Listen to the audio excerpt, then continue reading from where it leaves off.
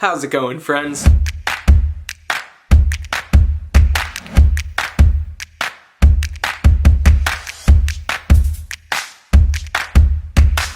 Welcome back to The Legend of Chuck's Episode 2. Today we're taking a deep dive on Chuck Taylor himself and how he contributed to the success of the brand and really built up the company in its early years. So Chuck Taylor was born in 1901, and in 1919 he began his semi-professional basketball career. He actually ended his basketball career in the early 1920s and ended up joining the Converse rubber shoe company as a salesman. But he did a lot more than just sales. I think a lot of people don't know this. Everyone's like, oh, he was just the salesman, and that's how he got his name on the Chucks. He sold a lot of them, but he did a lot more than that for the company. So how did this guy manage to get his name onto the best-selling pair of athletic shoes of all time? There are a couple different things he did. So first, he really helped improve the design of the shoes.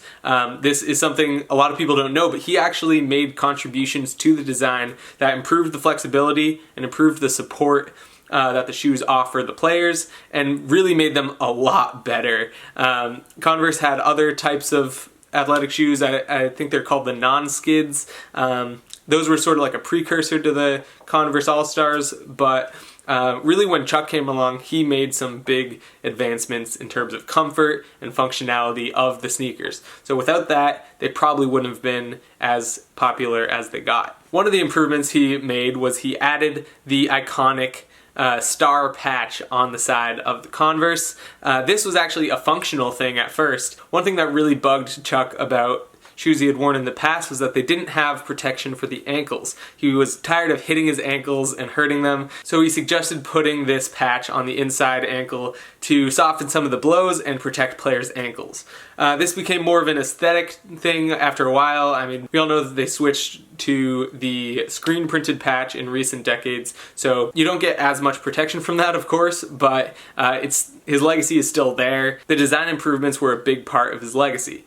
But on top of that, he went absolutely crazy with promoting these shoes. The main tactic he would use is he would go to small towns that have youth basketball teams, and he would sort of sweet talk the coaches into letting him do basketball clinics for the kids. And at the same time that he was doing that, he would also work with local retailers and sports goods sellers to get them to sell Converse All-Stars and promote them to the young basketball players. So here he is giving these awesome clinics to these little kids about basketball and how to play and how to be better. And these kids are getting really excited about basketball. So they ask the parents for money and they go to the store, and there it is, Chuck Taylor's basketball shoes. So of course that's what you're gonna buy because one, it's the best there is. Two, the guy that made them just taught you all this awesome information. Of course you're going to buy his sneakers. So that was his main tactic for a while, and it worked really well. The only problem is he can't be everywhere at once. You can only do so many towns. So it was pretty limited in its scale. So the next move was to make the Converse All-Stars basketball team. Converse actually put together their own team of basketball players specifically to promote the sneakers. Converse All-Star was literally their name, so they toured around the country playing games in cities and really showing off their skills and showing off the basketball shoes. And Chuck Taylor was their manager. So it's seriously such a good idea because think about it. The kids all show up to the basketball game, they see all these awesome players doing their thing, and they think, wow, I want to be like them. Look at their sneakers, they're all wearing Converse All-Stars. If I want to be a good basketball player, that's what I should wear. Bada bing, bada boom, another pair sold. So that was a little bit more widespread. Chuck didn't have to sort of be there in person convincing everyone himself. It was a much more broad scope of a sales tactic. So following that up, they made the Converse Basketball Yearbook where they featured all of the best basketball players that wore Converse All-Stars. So people will see this book and be like, wow, look at these awesome legendary players.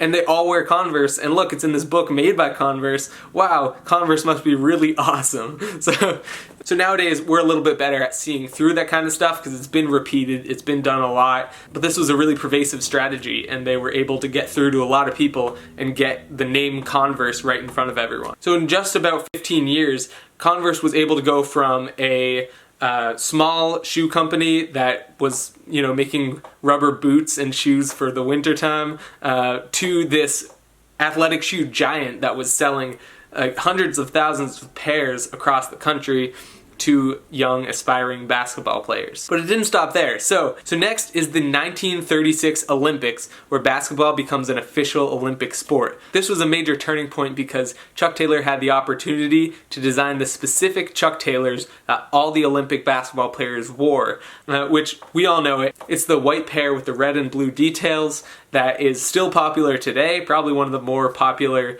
versions, but that was designed specifically for the 1936 Olympics, and Converse remained the official basketball shoe of the Olympics for about 30 years after that. And that itself is very conducive to sales. The Olympics are supposed to be like the best of the best athletes in the world, and you want to see what they're wearing so that you know what you should buy to be the best of the best. It's all this psychological work that gets people to buy the basketball shoes. So again, another major influence was the Olympics. So Chuck Taylor actually ended up joining the military in World War II. He was too old to actually serve on the front lines or anything like that, but after 1945 he became a fitness consultant in the military. So he ran clinics and trainings and all that, and he made Converse he made the Converse All-Star the official training shoe of the military, which was, again, I mean, think of how many pairs sold that is. That's a lot. And so you're not only getting into the basketball market, but you're also now in the military market. When you think about selling athletic shoes, that is genius. You want to be in as many markets as you possibly can be. So that right there is how Chuck Taylor really built up the Converse brand in his lifetime.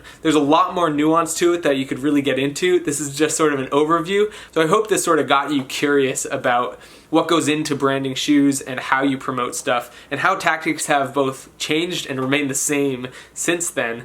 There are a lot of the same tactics still used today, which is crazy to think about because it seems like we live in a completely different world now, but a lot of the sales tactics remain the same. Stick around for next week. Next week's episode is on the competitors of Converse and endorsements that Converse had.